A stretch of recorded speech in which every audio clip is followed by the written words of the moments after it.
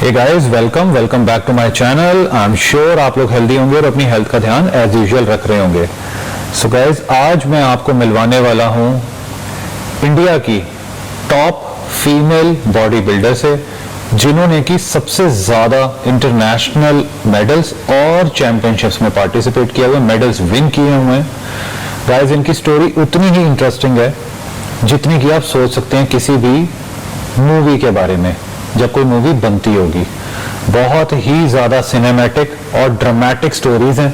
सो आइए जानते हैं ममता मैम के हिस्ट्री के बारे में, उनकी लाइफ जर्नी के बारे में, कि उन्होंने कैसे कैसे किस चीज को अचीव किया है और आज वो क्या कर रही हैं। Let's go guys.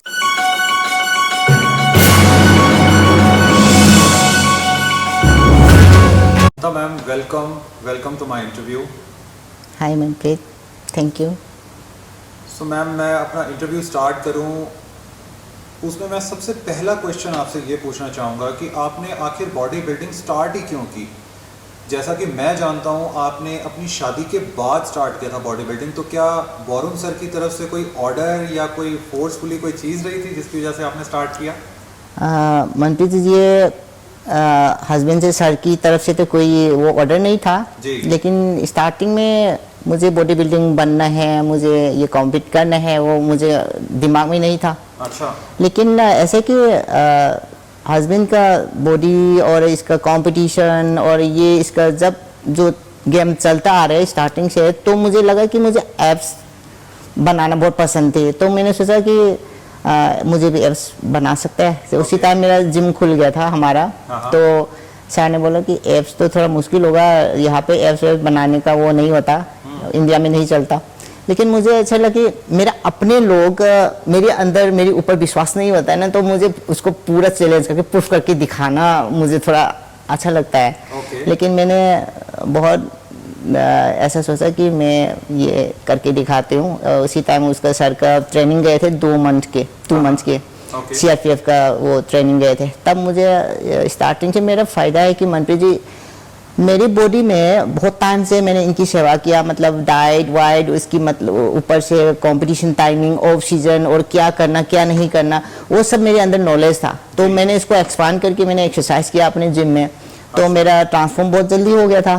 तो इसके बाद मेरा पेट में बहुत शेप आने लगी है। तो सर वापस आके देखा तो इतना चेंज हो गया, पूरा शेप दिख रहा है। तो उसके बाद ही 2-3 मंथ्स के बाद नेशनल चैंपियनशिप साथ गए थे लड़ने के लिए।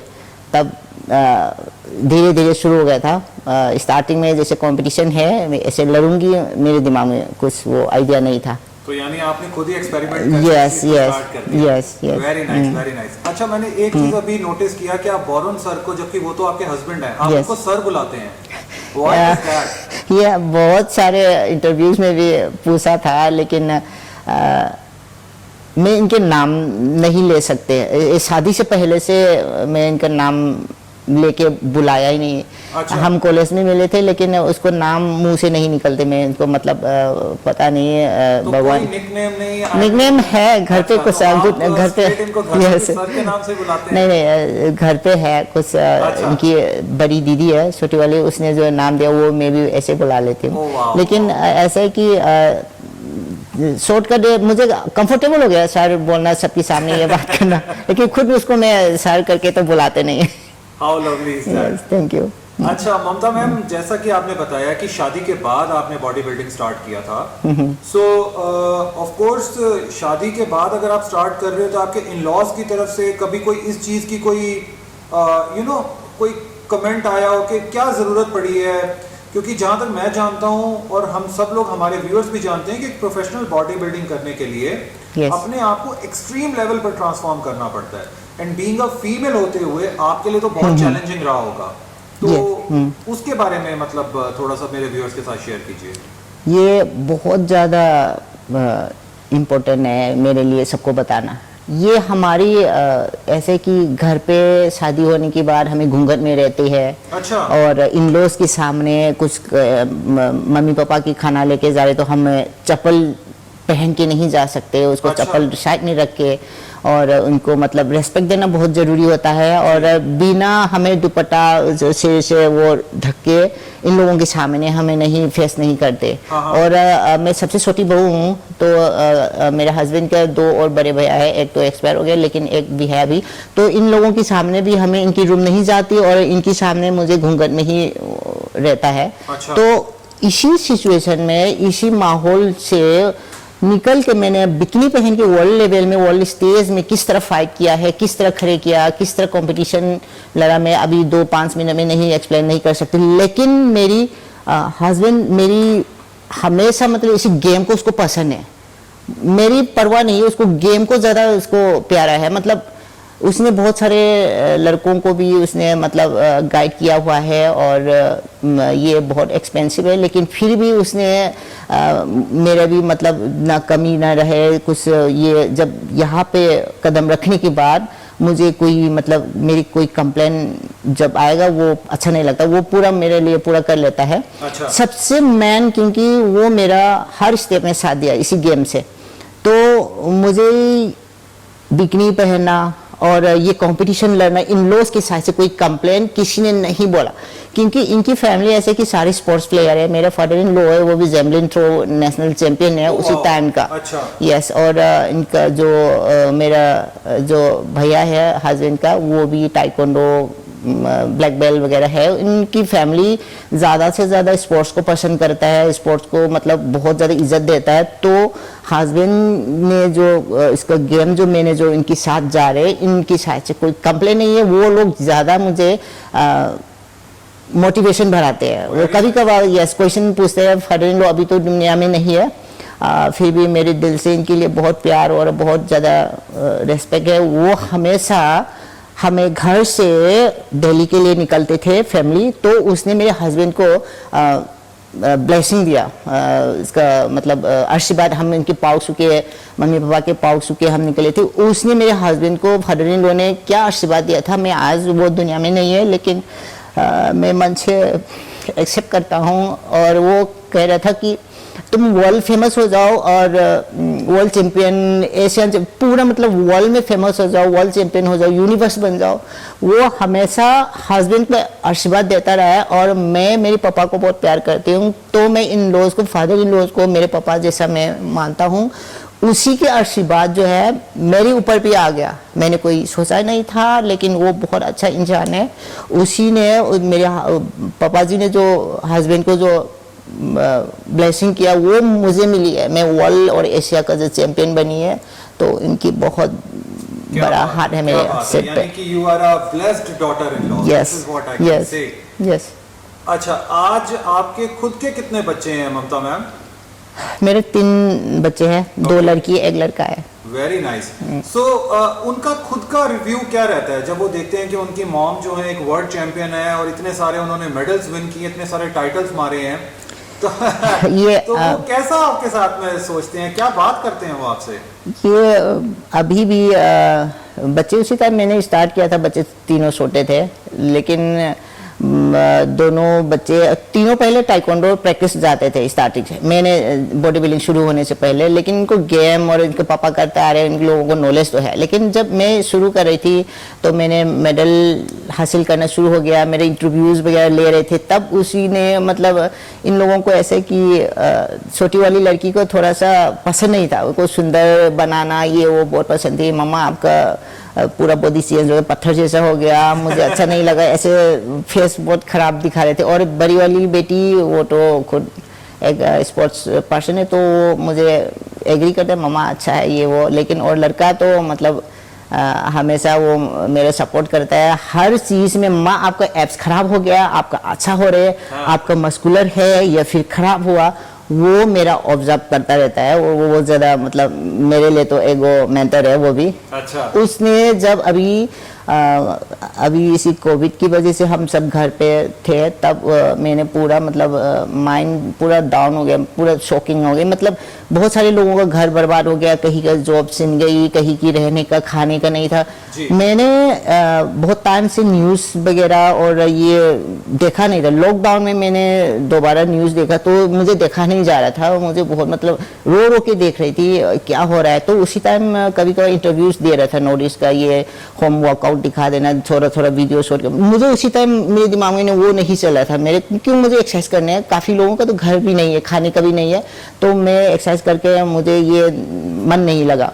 तो उसी टाइम मेरा बॉडी पूरा मसल वसल सब बंद हो गया, मतलब पूरा पहले जैसा बॉडी आ गई। तो बच्चे खुद अच्छा नहीं लगा, वो करे मामा ये आपका बॉडी ना हमें अच्छा नहीं लगा, पहले जैसे फिर से एक्सरसाइज करो, शुरू करो। अभी स्टार्टिंग में अच्छा नहीं लगा, अभी बीच में मैंने छोड़ के फिर दोबारा पहले जैसे नॉर्मल आ गया। फिर अभी वो लोग उसी टाइम पसंद नहीं आ रहे, माँ एक्सरसाइज शुरू करो, थोड़ा सा मसल उसल है तो हम अच्छा लगता है। तो यानी कि वो भी आपको motivate. Yes yes yes, very nice. अच्छा ममता मैम, आपने इतने सारे इंटरनेशनल मेडल्स विन किए हैं, इतने सारे चैंपियनशिप्स में आपने पार्टिसिपेट किया है। सो मैं कंट्रोवर्शियल क्या मतलब एक कॉन्ट्राडिक्टरी आपसे क्वेश्चन पूछना चाहूंगा कि आपको उन मेडल्स के बाद में अच्छा लगता है या बुरा लगता है? बुरे वाला क्वेश्चन मैं आपसे फिर पूछूंगा, बट आप आंसर कीजिए। अभी बुरे वाले में ये देखो, एक मेडल के लिए एक साल में हमें 2-3 कंपटीशन होता है। इंटरनेशनल में 2 कंपटीशन, एशियन चैंपियनशिप और वर्ल्ड चैंपियनशिप। और नेशनल तो हमारे इंडिया के अंदर हो रहे हैं, वो जो मुझे ज़्यादा खास नहीं लेती, क्योंकि अपनों के बीच में मुझे उतना वो नहीं समझती कि एक बार स्टेज आना है, बच्चों लड़कियों को आ जाए, वो मेरे लिए बहुत बड़ी बात है। तो एक कंपटीशन जीतने के लिए हमें एक कंपटीशन के तैयार करना पूरा साल भर, फिर उसके बाद जीत गया तो जीतने के बाद जो मेडल आए हैं, मेडल आने के बाद जो हमने जो लगाया था, जो बहुत ज़्यादा टाइम और जैसे खर्चा किया हुआ है, फिर उसके बाद उतना हमें मिलना चाहिए वो नहीं मिलता। लेकिन मैंने जो मिलने के लिए भी मैंने मेडल हासिल नहीं किया है, क्योंकि मुझे मिलना चाहिए, मुझे जॉब मिलना चाहिए, कोई इसका ऑफर आने चाहिए, कोई ऐड के लिए मुझे कुछ स्पॉन्सरशिप वगैरह, वो मेरे टारगेट नहीं था। मेरा टारगेट है कि मुझे मेडल हासिल करना है, क्योंकि ये गेम इंडिया में नहीं था। इसी पिलर को बनाने के लिए मुझे मेडल लेना है हर कंपटीशन में। मेडल के अलावा मेरे दिमाग में नहीं था। जब मैंने स्टार्टिंग से जब कंपटीशन जो शुरू हमने जब बाहर लड़ लिया, बाहर से 3 मेडल हो गई, एशिया का 2 और वर्ल्ड का 1। 2012-13 होने के बाद 2014 में फाइनली हमारी IBF की जब सेक्रेटरी है चेतन पथारे सर, वो सर की वजह से बहुत मेहनत के बाद इंडियन बॉडी बिल्डर फेडरेशन में इसका सीनियर मिस्टर इंडिया में वुमेन्स का डालना शुरू हो गई। तब मुझे माइंड में थोड़ा सुकून मिला, नहीं तो स्टार्टिंग में बहुत ज़्यादा मेरा डिस्टर्ब हुआ था कि ये शुरू होके ख़त्म हो जाएगा। काफ़ी लोगों ने नेगेटिविटी बहुत मेरे ऊपर बोला कि ये जो चल रहा है टाइम तक का नहीं है, तूने ख़राब किया है दुनिया, ये क्या कर रहे हो। बहुत ज़्यादा मुझे मेडल मिलने की बाद भी बहुत ज़्यादा दुख था। अभी काफ़ी लोग आई है इसी गेम में, इसीलिए मुझे खुश है।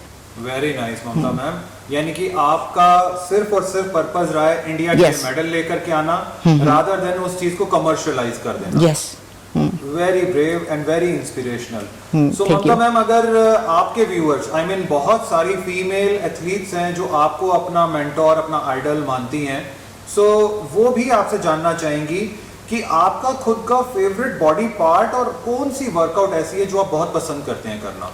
मेरा बॉडी, मुझे एब्स तो बहुत पसंद है। अच्छा। लेकिन एब्स मेरे ख्याल से लड़का लड़की सबको पसंद होगा, लेकिन मेरे सबसे मज़ेदार एक्सरसाइज है मेरा बैक एक्सरसाइज और ट्राइसेप एक्सरसाइज। अच्छा। मुझे बहुत अच्छा लगता है। ओके। तो वो आप वीक में कितनी बार रिपीट करते हो? ये ऑफ सीजन और कंपटीशन सीजन में जो शेड्यूल बनाते हैं उसी के हिसाब से हम ऐड कर लेते हैं।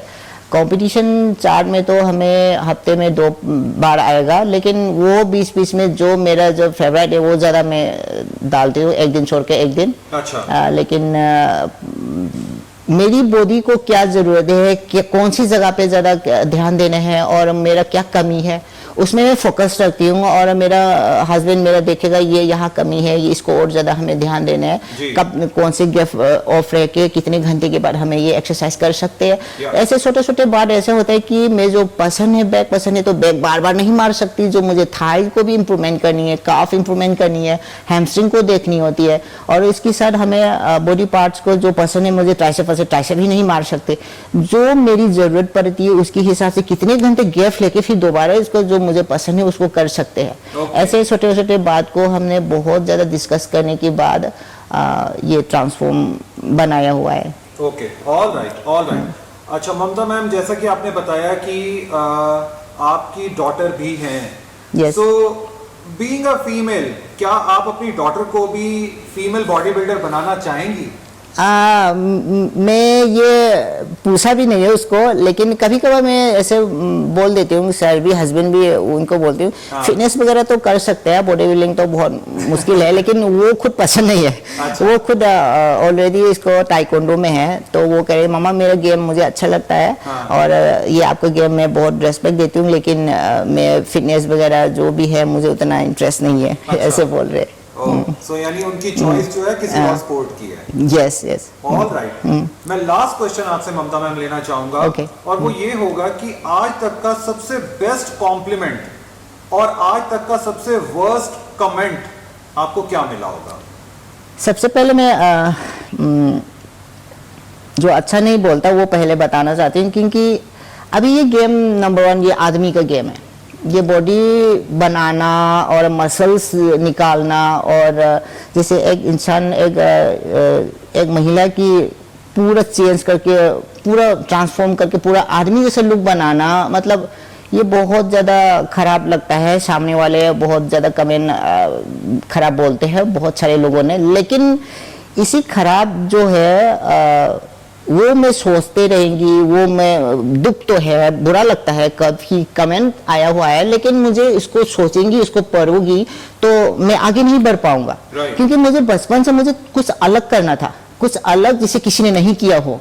लेकिन बॉडी बिल्डिंग ऐसा है कि किसी ने किया हुआ है, लेकिन मेरी लाइफ के लिए तो मेरी सामने कोई कॉपी करने के लिए मेरे हस्बैंड के अलावा कोशिश नहीं था। कोई लेडीज को देखे मैंने उसको पागल होके मैं इनकी मसल जैसे बाइसेप बनाना, इनकी जैसे ट्राइसेप्स बनाना है, ऐसे मैंने सोचा नहीं था। लेकिन एक उसने कंपटीशन में एक नाइजीरियन की फीमेल बॉडी बिल्डर की इसका वो प्राइस में लेके आए थे, वो हमारी रूम पे रखा था। अच्छा। तो मैंने सोचा कि ये इतना आपसे भी ज़्यादा बॉडी बनाया हुआ है, लेकिन उसका अलग चीज़ है। मैंने उसको फोकस नहीं किया उसकी जैसे मैं बनूंगी ऐसे तरह उसकी जैसा नहीं, लेकिन मुझे भी ऐसे बन सकता है, मैंने सोचा ही नहीं था। लेकिन मुझे सबसे बुरा ऐसा लगता है कि आदमी जैसे लोग हैं, तुमने जो किया है इतना खराब है, और पूरा मतलब वुमेन्स का समाज, महिला का समाज खराब किया हुआ है। बहुत सारे ऐसे मनप्रीत दिल में दुख होने वाला कमेंट सुना है। ये कमेंट मैंने पहले पढ़ी होती, मेरे कंपटीशन का एक्सरसाइज नहीं कर पाऊंगा। मैंने स्टार्टिंग से कंपटीशन 2012 से लेकर 2018 टिल 18 तक मैंने जो मेडल लगातार 8 टोटल मेडल हुआ है, एशिया का 5 और वर्ल्ड का 3, गोल्ड, सिल्वर और ब्रॉन्ज मिला के। उसी टाइम मैंने किसी की कमेंट पढ़ी होती, मेरे वीडियोस को देखे मैं एक्सरसाइज नहीं कर पाऊंगा, क्योंकि मैंने किसी कमेंट नहीं पढ़ा। किसी शो मेरे अपनी जिनकी बच्ची ने आके बताया, मैम आपका एक इंटरव्यूज आया था ऐसे आया वो, और सर उसके बाद मैंने थोड़ा बहुत देखा। लेकिन मेरा फोकस है कि मुझे मेडल लेना है, मुझे एक्सरसाइज करना है और मुझे परफॉर्मेंस बढ़िया से बढ़िया देना है।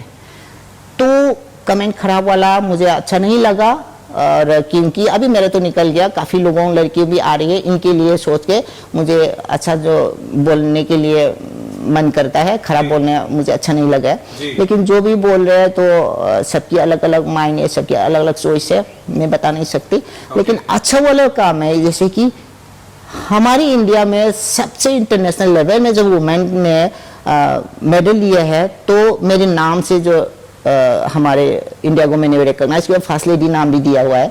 ये मुझे बहुत अच्छा लगा है, क्योंकि स्टार्टिंग में मुझे इतना माइंड खराबी की, ये शुरू होके फिर बीच में टूट जाएगा, ये बंद हो जाएगा, ये पूरा मतलब नामो निशान बंद हो जाएगा, ये आपने गलत किया है, आदमी वाला गेम क्यों शुरू किया तूने, ये क्यों किया, इतना मतलब बच्चा हो गया, बहू है किसी का, ये वाइफ है, तो इसी लेवल से निकल के तुमने जब ये किया है खराब है।